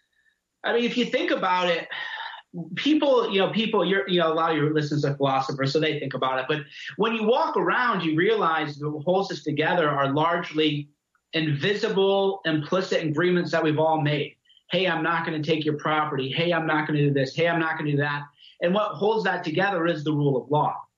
And it is the sense that we are a nation of laws, not of men. And because of that, if, for example, you came and you stole something from my house, I'm not going to grab my machete and come to you and hack at you, right? That's a good thing. When we can't trust the government to do this anymore and to enforce the laws, then we take the laws into our own hands, and that, of course, makes civil society impossible. Right. Well, Mike, we're going to keep this short just because we want to get the information out there. I really want to thank you for taking the time. Please remind everyone, go to twitter.com/Cernovich. Check out dangerandplay.com. And, of course, check out Guerrilla Mindset and the excellent documentary Silenced. And we'll put all the links to everything below. You can check out the books through that. Thanks a lot, Mike. Always a great pleasure to chat. I'm sure we'll talk again soon. Thank you. Talk to you soon. Stefan Molyneux on YouTube. Check him out. freedomainradio.com. This kind of brings me into this whole, what's going on with Comey. And I really think a lot of it comes down to the left is not going to give up until they can get Trump out of office. They're just not going to do it. There's organizations and political figures that I believe Obama and Clinton are still working behind the scenes to get rid of Trump. And I'm not a Trump supporter. I think that he doesn't understand the Constitution. I don't believe he is libertarian or constitutional. But at the same time, for the mainstream media to attack Trump the way they did while kneeling on their knees when Obama was in office and all the corruption, and then how they were cheering on Clinton with all of her corruption. Now they want to talk about Trump's corruption. Again, this goes back to what they were talking about. They have no credibility now. No one believes in them. So they can go and attack Trump. The only people that are going, yay, are the people that hate Trump. You're not converting anyone. You're not making arguments that win anybody over. You're just preaching to the crowd that's hasn't shut up since he's got elected. The same crowd that was silent during Obama's corruption and Hillary's corruption and wanted to cheer them on. You're hypocritical. You have no leg to stand on. So you can have all these, figureheads on mainstream TV, not only the news, but just, a lot of the commentary shows that come on after the morning news and all throughout, the afternoon. When you fail to call out Obama just because he does things you like, but they're unconstitutional or they're illegal or they're corrupt, but you liked what he did, so it was okay, and then you try to call out Trump, no one cares. You're not going to sleep in the bed you made, and that's the hypocrite bed. No one cares that you're calling out what might actually be corruption. Why? Because you were silent during the corruption of the people you liked, just because they did things you like. But they did it in a corrupt way. They did it in a malicious way, or they did it in, a very, two-faced way. It all comes down to the same thing. You have no leg to stand on. And, the mainstream media, they're doing the same thing. This out of Reason.com. Senate committee wants Comey's testimony and memos on Trump. In the wake of yesterday afternoon's New York Times report alleging fired former FBI Director James Comey had memos documenting presidential Donald Trump asking for an end to an investigation, the Senate Intelligence Committee wants to get their mitts on them. Today, the senators sent a letter to acting FBI head Andrew McCabe requesting copies of any and all memos that Comey created, memorializing interactions he had with President Trump and Obama, as well as current Attorney General Jeff Sessions, former Attorney General Loretta Lynch, and other top Justice Department officials. The letter is signed by Committee Chair Chuck Grassley, Republican, Iowa, Ranking Member Dianne Feinstein, Democrat for California, and Crime and Terrorism Subcommittee Chair Lindsey Graham, Republican, South Carolina, and Ranking Member Sheldon Whitehouse, Democrat from Rhode Island. They asked for the memos by May 24th. Furthermore, the Senate Intelligence Committee is asking for Comey to appear before the committee in both closed and open sessions to give testimony. Update: the House Oversight Committee has scheduled a hearing on the matter for May 24th and is asking Comey to testify. This should not be taken to assume that impeachment is in the air, but it's simply the first step in what's probably going to be a very long process. Feinstein said the idea of impeachment should remain off the table until they know more of whether any of the claims within the Times story are true. You can read the rest of that at Reason, but I want to go to this other article on Reason. All this impeachment talk is pure Trump derangement syndrome. Well, this didn't take long, did it? Donald Trump, the most unlikely and least liked president in the history of the United States, had barely celebrated his first 100 days when calls for his impeachment started flying faster than Andrew Weiner depicts at the Girl Scout cookout. For the good of democracy, don't you see, the Republicans must not only be kicked to the curb in the 2018 midterms, but the president himself must be thrown into the street, just like he once tried to evict that old lady from her house in Atlantic City. In the wake of the firing of FBI Director James Comey, whose recent testimony on Hillary Clinton's emails was so flawed and incompetent that his underlings immediately issued a clarification to the Senate Judiciary Committee, virtually every non-Republican, never-Trumper, plus Senator John McCain, who has some good reasons to hate Trump, has called for the Donald's head on a platter. And this was all before the tantalizing possibility of a Comey memo, detailing various attempts by Trump to shut down an investigation of possible ties between former National Security Advisor Mike Flynn and Russian operatives. But let's get real. At this point in the game, all the explainers about how impeachment works in 1990s called, they want their sex scandal back, and adapting the 25th Amendment's ability to remove the president from decision-making during colonoscopies to the current crisis are evidence-free exercises in ideological masturbation. If we're going to survive not just the Trump years, but eventually get around to kickstart the 21st century, we're going to have to become smarter media consumers and demand more from both our politicians and press. The New York Times has not viewed a copy of the memo, explains the paper of record, but one of Mr. Comey's associates read parts of it to a Times reporter. As Reason's Scott Stackford had noted, that's what Joe Biden would call a big effing deal if it turns out to exist and to be accurate. It's also a pretty big if at this point. But even before Comey's possibility paper trail documenting President Trump's demands, which may or may not actually rise to the level of impeachable offenses, came to light, his enemies were out in force. For God's sake, they wanted him impeached even before he was the Republican nominee. And you can read the rest of that at Reason.com.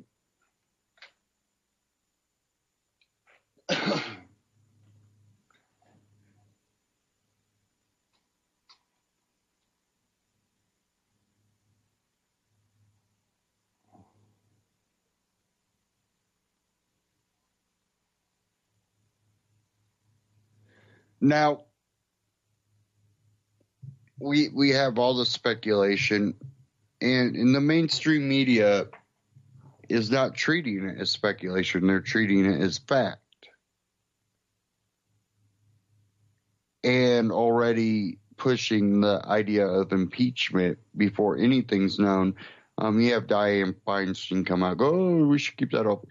She's saying that just to try to play, oh, I'm a neutral party, but in reality, she's already thinking about it. You know she is. You know most of the Democrats are. They've been thinking about it from the beginning. The Republicans that were never Trumpers have been thinking about it from the beginning. You think the Democrats aren't thinking about it?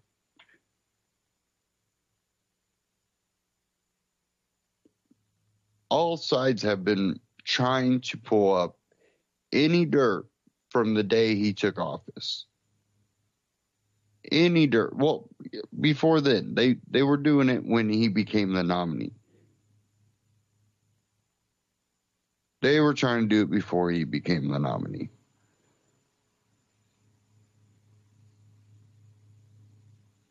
And what I see is they're just shaking every tree possible, trying to find anything that will allow them to impeach him.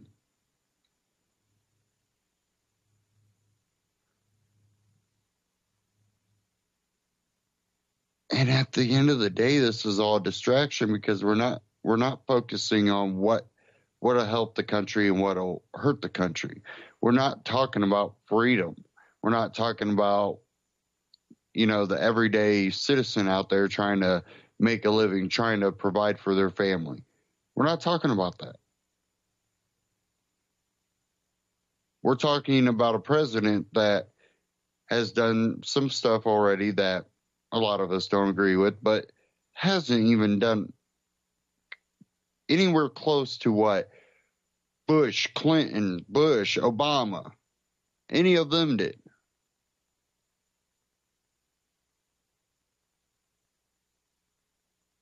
When he does things that are wrong, it's okay to call him out. But when you go shaking every bush, when you didn't do that with Obama, why didn't you do that with Obama? Why weren't you shaking every bush with Obama?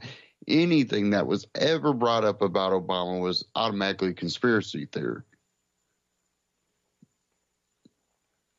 Any negative thing got lumped in with the birther movement or 9/11 or, it was automatic. Let's make it all a conspiracy theory.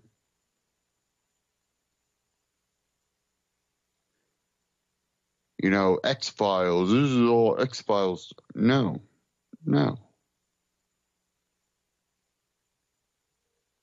So the ability for them to take things that they don't have facts on and act like they do is kind of hypocritical. Oh, yeah. Hence why mainstream media is dying.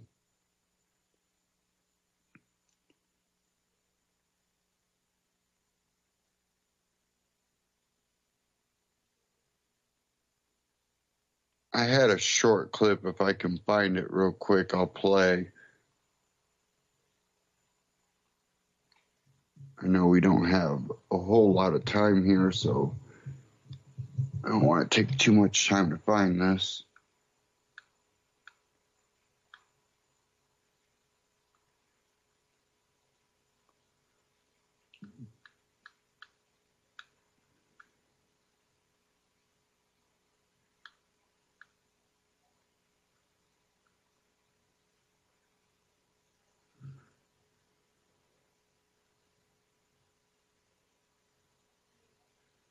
Sorry, guys. I'm just trying to get it up here.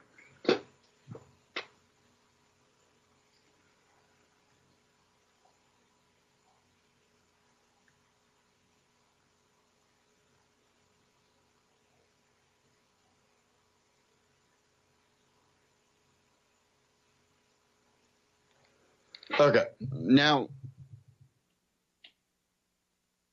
with everything going on, I still believe that Donald Trump comes from an authoritarian, type attitude. What I mean by that is he believes he knows what's right, and he doesn't have a understanding of the Constitution, a complete understanding. Either that or he don't care. But I believe he just, he believes he knows what the Constitution, means and is supposed to represent and supposed to uphold. But when it comes to exercising power, it's proof that he don't. And then, we got another story here.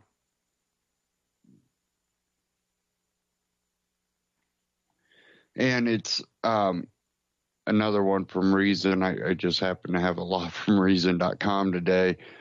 Sheriff David Clark, who can't even keep people alive in one jail, joining Trump's Department of Homeland Security. Now, people like this I used to like. There's a lot about the old school type attitude I do like. But there's a lot of misconceptions and beliefs that are also held that are wrong.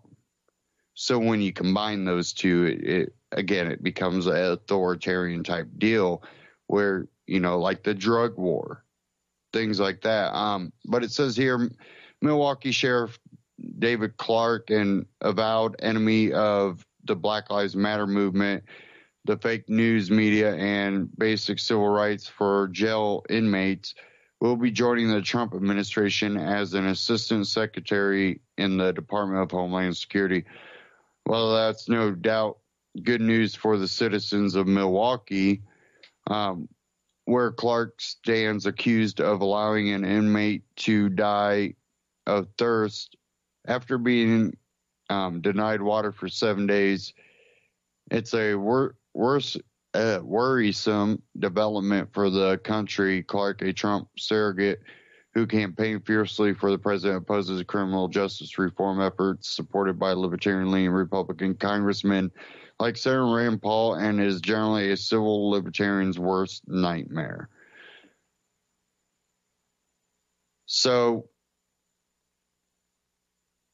with Jeff Sessions, David Clark, I don't have a lot of hope. I think this kind of reflects Trump's attitude.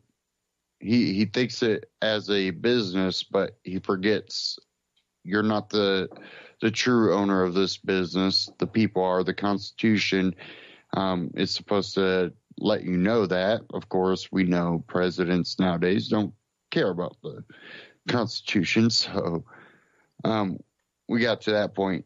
Now, I kind of want to just change direction here.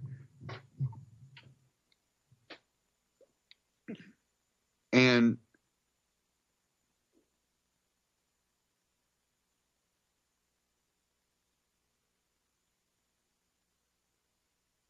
it's not really changing a whole lot of direction, but we'll go ahead and play this clip from We Are Change. Who did Donald Trump just align himself with and piss off major NATO ally?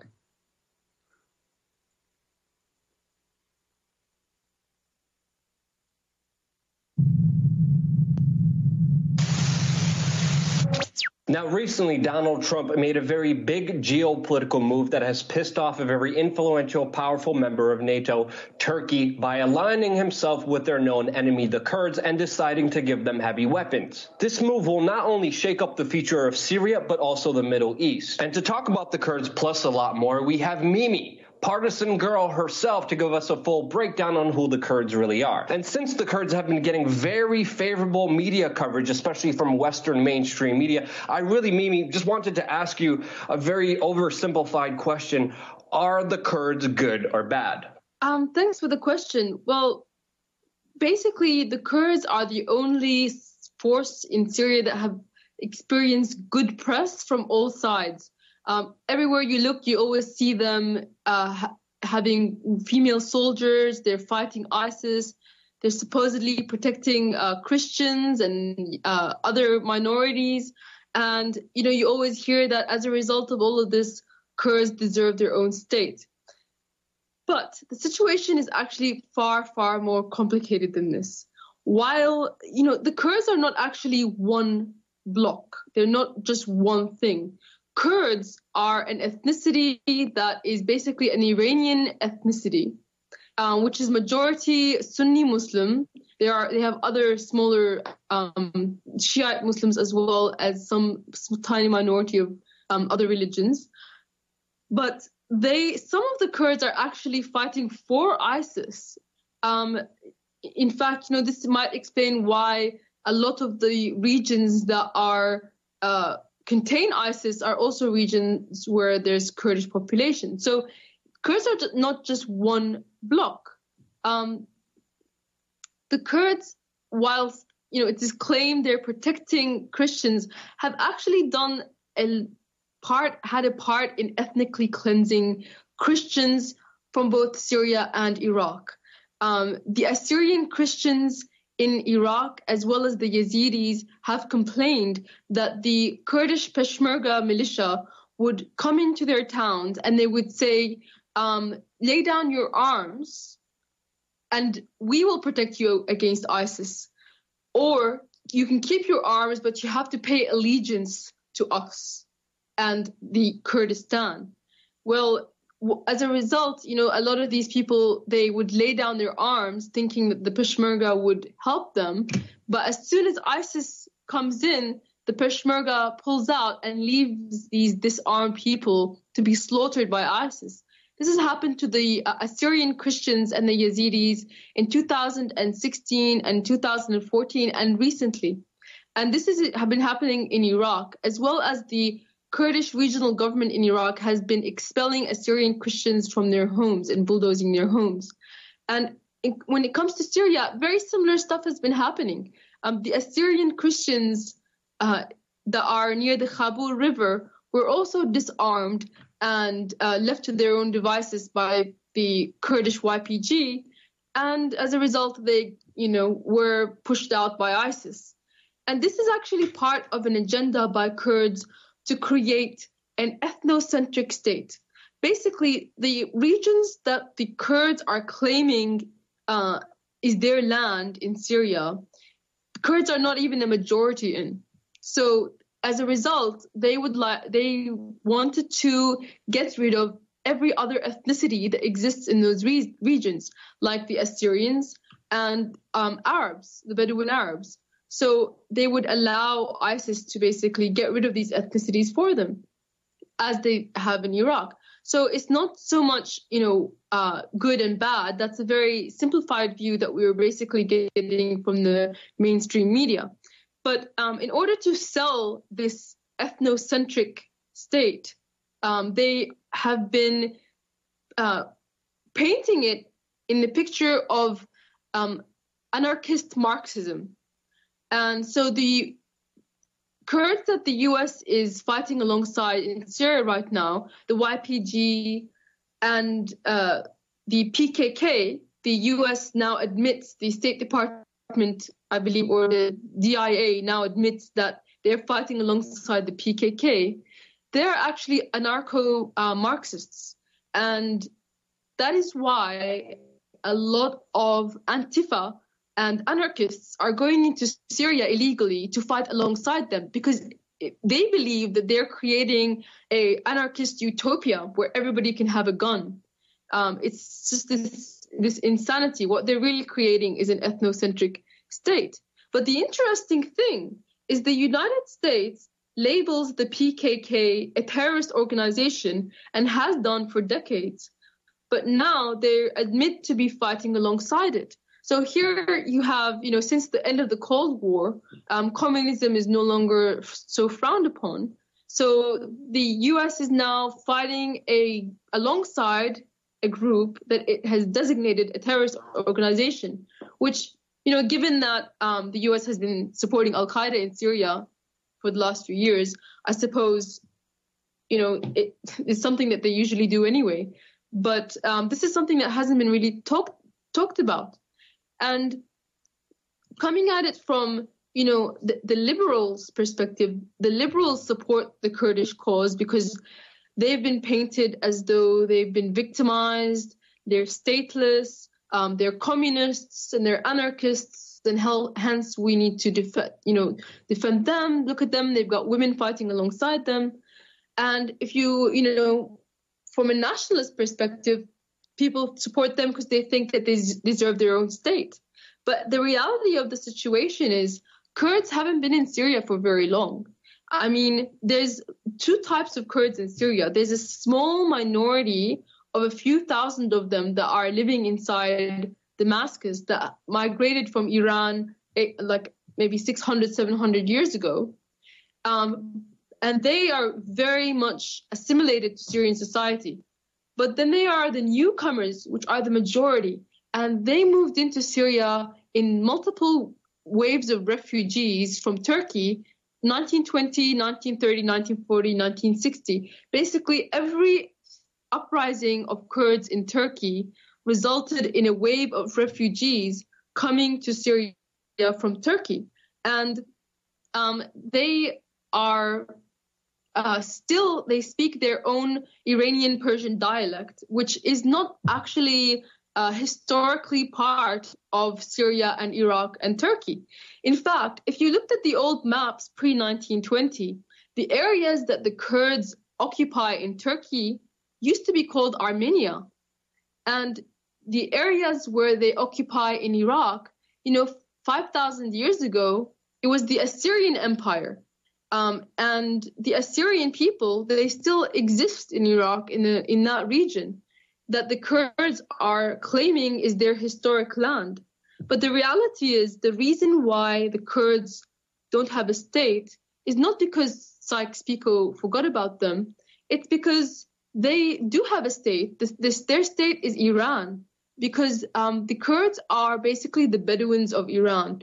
They are Iranian nomads that traveled alongside rivers tending to their sheep, and that's how they got through Iraq and to Turkey, and later on, after the failed uprisings in Turkey, eventually post-1920, they entered into Syria.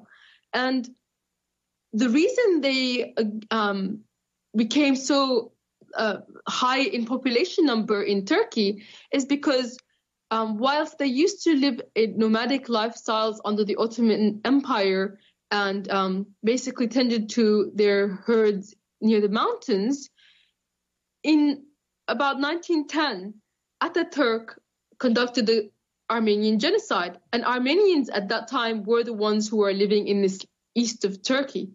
And the Armenian genocide, actually Ataturk asked many Kurdish tribes to help out in the slaughter of the Armenian and the ethnic cleansing of the Armenian people.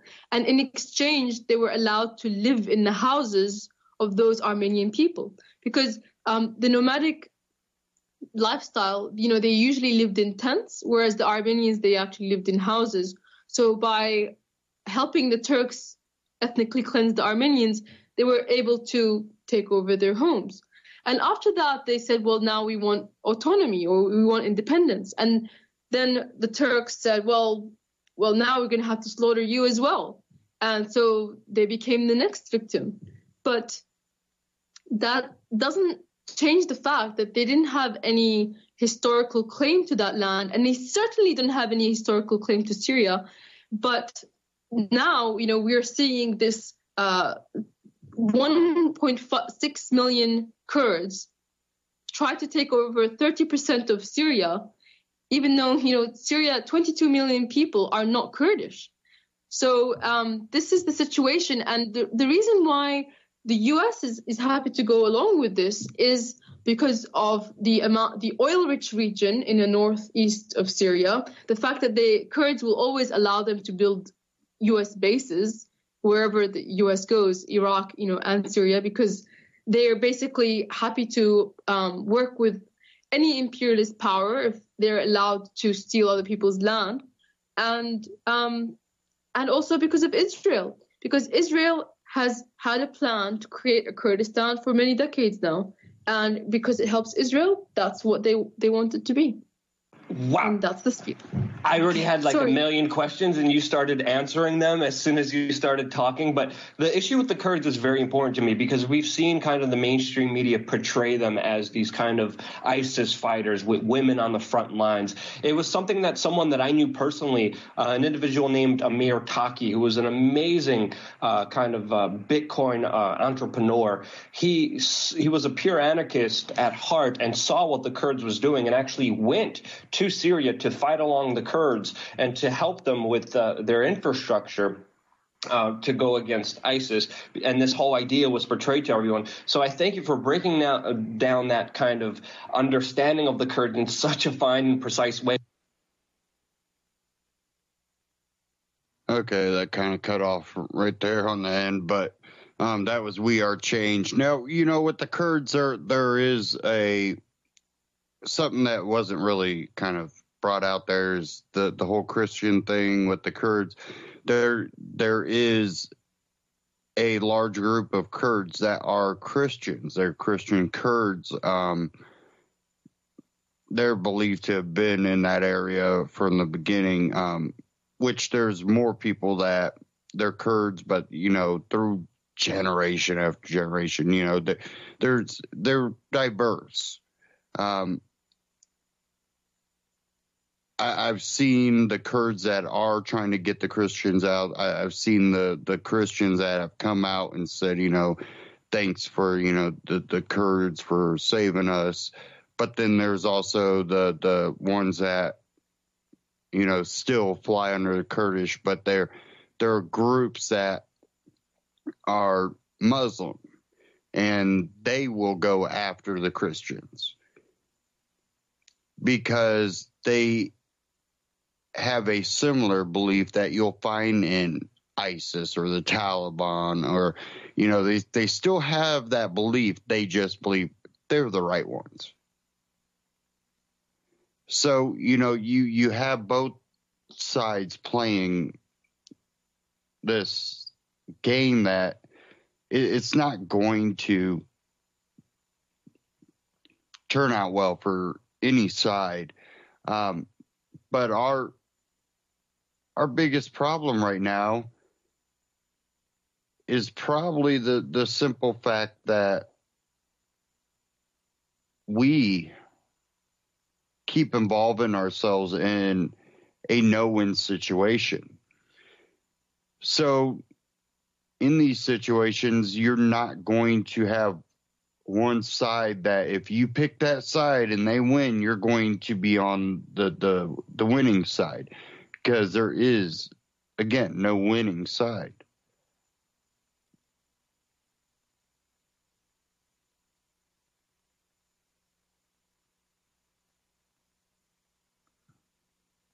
Sorry, I'm doing too many things here. Now, another thing we're running into is in Syria, we have the Syrian government inviting Russia in, and then we have us trying to impose our beliefs, not invited, saying we're going after ISIS, but really we're waiting to see our opportunity when we think Assad could fall, and then we tend to only intervene when we see Assad's winning. We intervene less when Assad's losing. And that's been so far. What's going to come under Trump, I don't know. What we see is basically Trump has allowed the military to kind of act without any oversight, which is kind of a scary thing if you think about it. It does not make you feel all cheery inside when the military industrial complex is kind of left untamed. And we've been warned about this. And still we continue to do the same things over and over.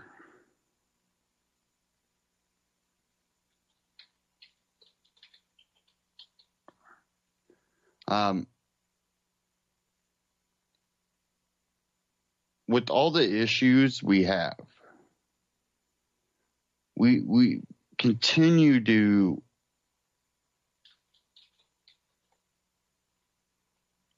stay involved in other countries, stay involved in their affairs.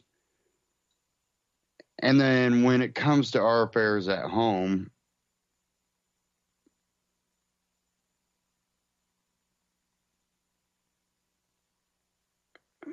happened again. I'm having issues. Sorry.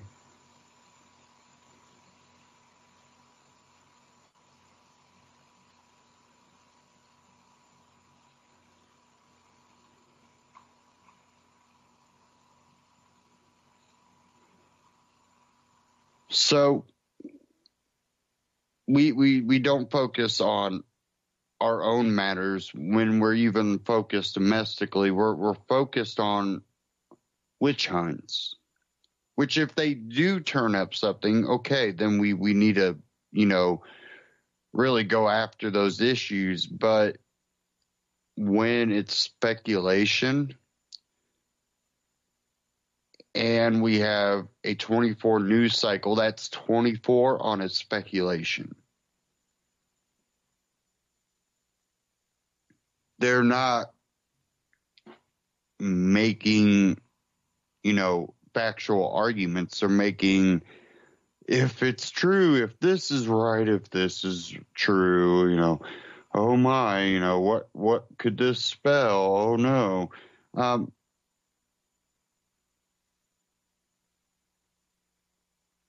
We're again, we're losing focus. And what's going on that we don't know that's going on when it comes to rules, regulations? Well, one thing is the whole drug war issue. That should be something that's in that news cycle. Definitely when it comes to the liberal leaning side, because they're the biggest proponents of legalization alongside, civil libertarians.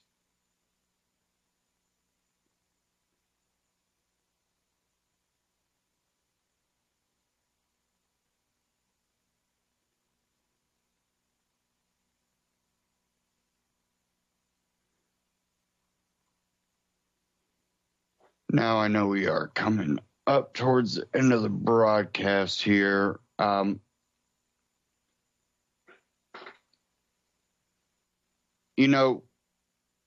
don't know what's going to happen, by the end of this year.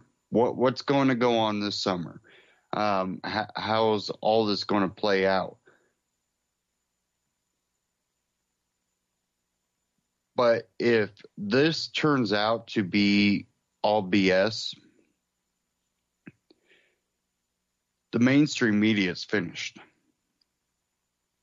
If this turns out to be nothing but hogwash, that they're trying and hoping that there's some legitimacy to it, they're done. It kind of reminds me of the whole buildup that Rachel Maddow or whatever had for his tax returns. And people were upset, but her ratings went up. Well, why did her ratings go up? Because they were hoping she might release more. From what I've heard, her ratings are starting to go back down.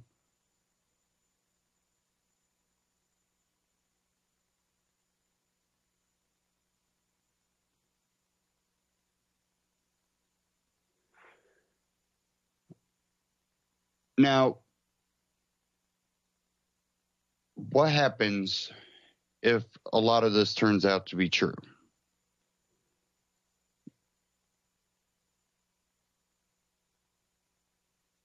What happens if they find a good reason to impeach him?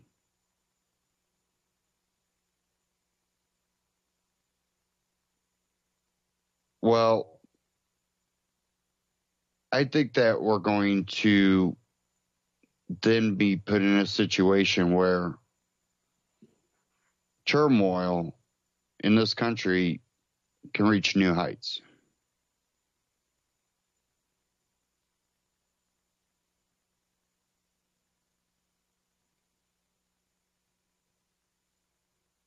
And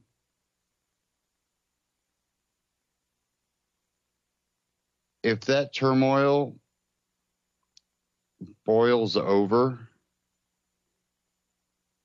we could actually be looking at the ability for a civil war, in a sense.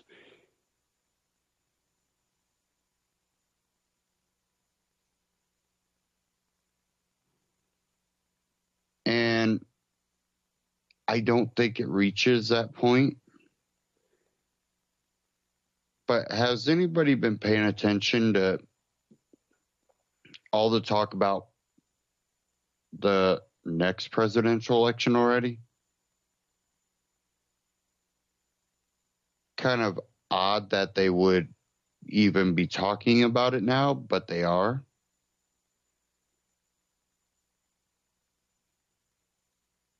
Because they don't care what happens during this presidency. Anything that happens, they'll blame anything bad on, the Republicans. They are already planning for the next Democratic president. They're already planning on how they want to take control. They will do everything to tarnish any Republican and Trump.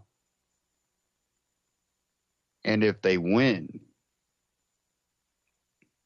which, again, why would they have a media blitz about something that they haven't been able to verify or substantiate? Because they just need to tarnish. Doesn't need to be factual. They don't need proof. They just need the ability to tarnish. Will they accomplish this? It's hard to tell, but they're definitely working on it. They're definitely moving towards it.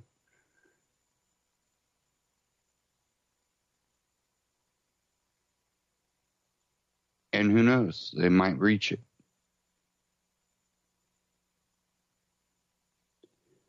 And, most of my listeners, I believe, have already thought ahead a long time ago. Most have some level of prepping. They're not going to be the ones left, going, what do I do now? But you can always prepare more. And for new listeners, I urge you to, you don't have, excuse me, but you don't have to be a big prepper. You don't have to go out and, spend and make a bunker and have 3 years of food supply and, a whole armory and a, armored vehicle. You don't need to go that far, because whether it be civil unrest, whether it be, a natural disaster or, just the simple fact that maybe the food supply gets to a point where you can't afford your food. We all know that that's possible, droughts and stuff like that. We produce too much food how it is, but you can have things where prices get to the point where you can't afford some of the nutritious food you need. Every little way you can prepares you for those circumstances. And, it could be short term, power outage, or it could be long term, power outage.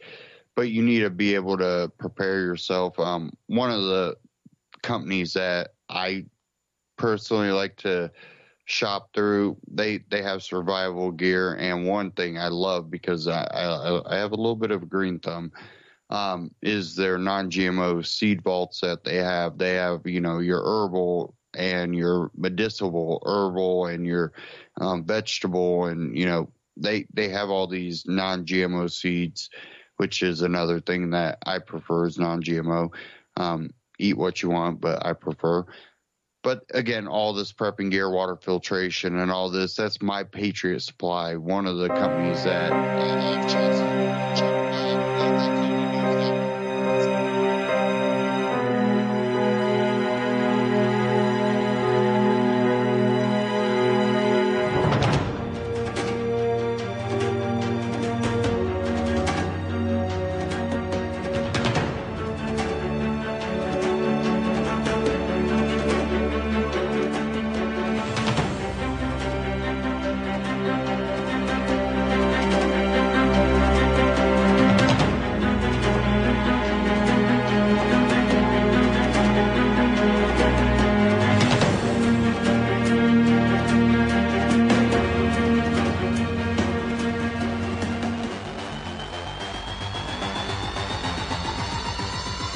Hey, this is JJ Inc. And when I'm on